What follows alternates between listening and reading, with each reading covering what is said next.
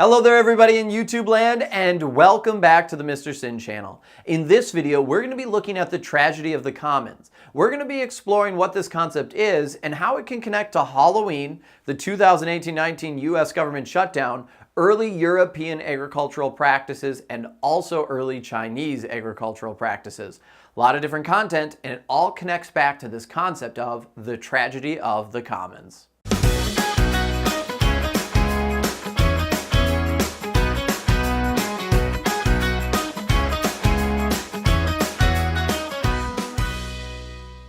The majority of this video is going to be providing you with different examples of how the tragedy of commons happens in real life. So make sure you're using the guided notes. You can find them in the description below to help you out. This will keep track of all the information.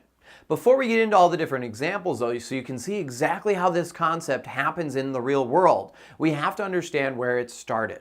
So it originated around the Industrial Revolution, and it was created by Garrett James Harding. Now, he based his ideas off of William Lloyd, who looked at the overgrazing problem in Europe. One of the things that Lloyd noticed was that common pastures actually produced a lot less than private land. During the enclosure movement, what we started to see is that this private land started to take over, and all these common pasture areas started to be faded away as they got divvied up between landowners. Now, one of the things that Harding predicted was that humans would, no matter what, do something that benefited themselves. They're going to do what's best for them. And when we start to have multiple individuals own property together, then we'll start to see some changes in how they act. Now, whenever it's a public land and anyone could use it, people then will take more risks because there's going to be actually less risks for them individually. Now, what I mean by this is they would actually bring more animals than they should have to the land. They realized the risk that the land would be overgrazed. But what happened is they thought, well, someone else will do it if I don't. And so they started to just abuse the land. In that way, they got more of a reward. And the risk wasn't really on them, it was shared with everyone. And so the risk was mitigated. Now, let's actually get into some concepts here and actually apply this, because it'll make more sense when we're looking at real life. Let's start actually with Halloween, and how Halloween is a perfect example of the tragedy of the commons. Now, for those of you who don't know, Halloween is one of my favorite holidays. I go all out. So you can see a couple of the pictures of my house right now. I make a bunch of my own decorations, and it's always a blast. One of the things I noticed though, is if you're trick-or-treating, and you can think and answer this before we get into the actual answer, what happens to a house that has that wonderful sign that says, "Please take one," and there's a bowl of candy sitting there? So you just walk up to a house, all of a sudden you see this sign, big bowl of candy, it's the start of the night, and it says, "Take one and thank you." If you said that you would just take one, well, props to you, but you're probably lying. Most people take a bunch. In fact, for most of the time, when you come up to that door, that bowl's probably empty. And this is a perfect example of the tragedy of the commons. We know that when we come up to this house that there's a limited amount of resources. And we know for everyone to be able to benefit from it, we should only take one. We didn't even do anything to really earn that resource. Someone else bought it, they put it there, and they're asking us just to take one. However, there's very little risk of us getting caught of taking multiple things of candy. The worst thing that could happen is maybe someone else sees us, or the owner opens the door and they were actually there the whole time. But we take on that risk because the reward of more candy is immediate, and it benefits us. Sure, it might hurt everyone else, but we get more candy. This is illustrating this concept of the tragedy of the commons. What happens then is individuals take more than they should, and the resources run out faster. Let's go on to another example. Let's actually go back to the grazing problem and go back to Europe. So one of the things that happened before the enclosure movement was farmers could bring their livestock to common pastures. Let's say we're looking at cows. All land has a capacity. It can only support so much life. You can only take so many resources out of the land before it becomes overgrazed or overused, and it would start to die. So originally farmers would maybe bring just 3 cows. Well, what would happen though is farmers would start to realize, hey, I could bring more animals here and make more money. There is that risk of where now the animals will start to overgraze and they'll take too many resources out and the land wouldn't be able to replenish. But the farmer's going to think about him or herself. They're going to say, well, if I don't do this, someone else will.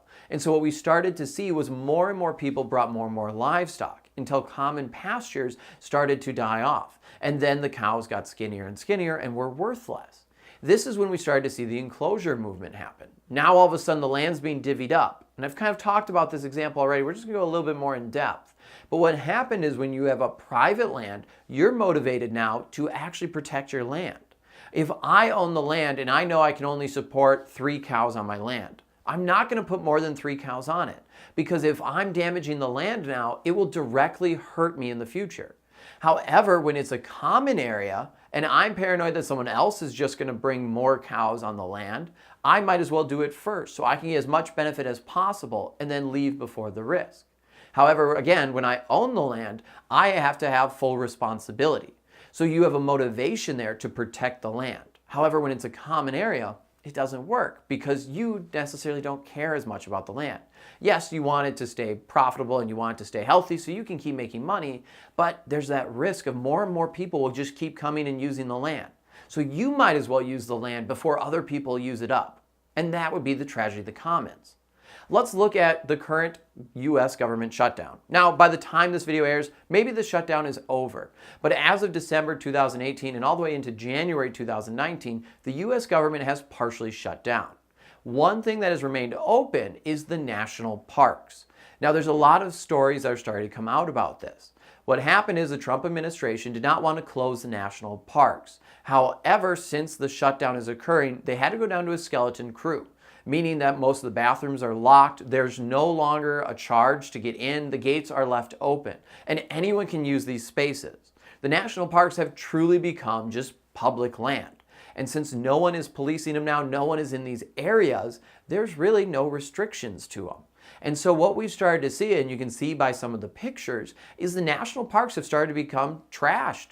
Garbage cans are overflowing, bathrooms and actual toilets, because now no one's cleaning them, the outhouses are overflowing. People are lighting fires and burning sleds and campfires out in the wilderness. They're driving cars in restricted areas and destroying the environment, because now the responsibility, the risk is no longer there. And so anyone can use the land. And so we have the tragedy of the commons taking place in our national parks. Another even example of this would be, think about when you visit a national park. A lot of people want to take something from it. You always see signs that say, don't take rocks or flowers, try to leave them to preserve the park. And maybe you've thought about this yourself, but most people say, well, if I just take one rock, it's not a big deal. There's plenty of other rocks. If I just walk off the path once, not the end of the world. One person isn't going to do anything. But think about that. How many of you have actually thought about that? There's a lot of people that think like that. And if everyone would actually act on it, these parks would get destroyed. This would be another example of the tragedy of commons. Because it's a public area, because it's a large space, especially with some of the parks, we mitigate the risk for ourselves. You take some of the wildlife and maybe it damages part of the ecosystem. However, then you leave. You don't know the impact that you had. And so you don't have that much risk. The park itself, though, when this is repeated over and over again, will slowly deteriorate. And so all the actions of the individuals are actually harming everyone in the long run. However, when looking at it a short-term, at least, issue, we don't see that. Let's go over one more example of the tragedy of commons. Let's look at China and agriculture. During the Communist Revolution, one of the things that happened is China tried to make these communes where they actually tried to promote public land. And they collected all of the farmland and then tried to make it where everyone would have to work together. The goal was to try and produce more food for China. And what happened is they had to reverse the policy. They found out that when everyone was sharing land, no one had an incentive then to produce extra because they didn't need to. They just focused on what was them, and they focused on what would help their family, and that was about it. When there was no reward for them to do more work, or when there was no reward to protect the land or to take care of their animals, they did the bare minimum. The tragedy of the commons was at play. When they went back to privatizing some of the farms, they noticed that the yields went up. Farmers now had more of a motivation to sell their products and to get a higher yield. And again, this illustrates this tragedy of the commons.